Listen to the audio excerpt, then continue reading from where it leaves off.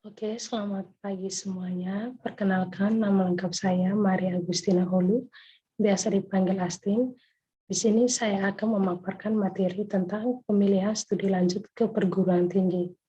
Tujuan untuk dapat memahami kemampuan, minat, dan bakat sehingga dapat menemukan pemilihan studi lanjut ke perguruan tinggi negeri maupun swasta. Setelah lulus SMA, mau kemana?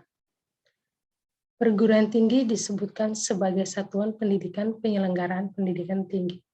Peserta didik di perguruan tinggi disebut mahasiswa, sedangkan pendidik disebut dosen. Jenis-jenis perguruan tinggi yaitu perguruan tinggi negeri dan perguruan tinggi swasta. Perbedaan yang pertama, perguruan tinggi negeri dan perguruan tinggi swasta.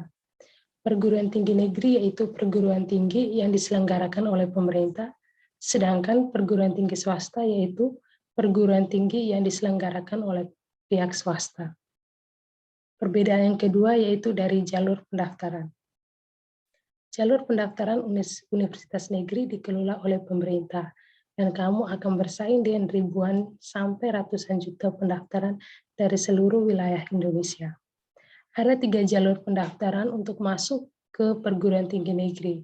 2 jalur pendaftaran dikelola oleh pemerintah yaitu SNPTN atau Seleksi Nasional Perguruan Tinggi Negeri dan SBPTN atau Seleksi Bersama Perguruan Tinggi Negeri.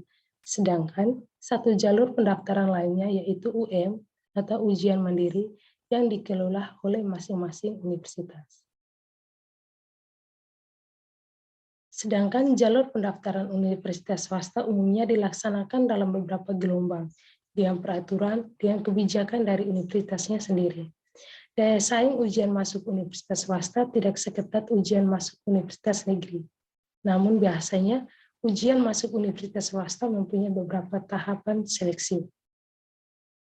Perbedaan yang ketiga yaitu fasilitas.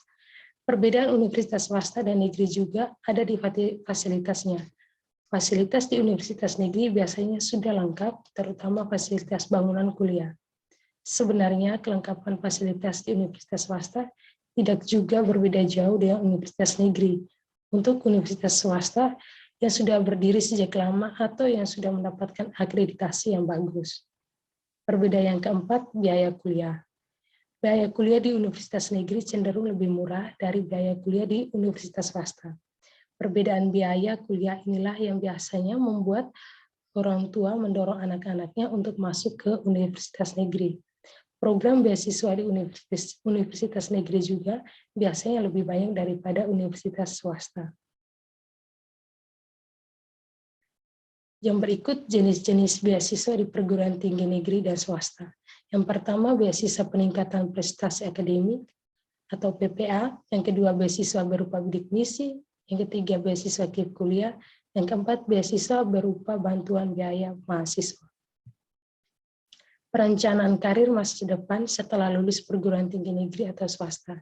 Yang pertama, pertimbangkan kondisi diri sendiri. Yang kedua, membuat kuesioner personality atau kepribadian. Yang ketiga, merencanakan prospek karir. Yang keempat, mencari tahu kesempatan setelah lulus. Yang kelima, peluang kerja lulusan perguruan tinggi negeri atau swasta. Oke, baik adik-adik, itu saja materi dari saya. Setelah tahu beberapa perbedaan universitas swasta dan negeri di atas, universitas apa yang akan adik-adik pilih?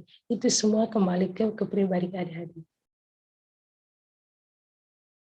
Sekian dan terima kasih.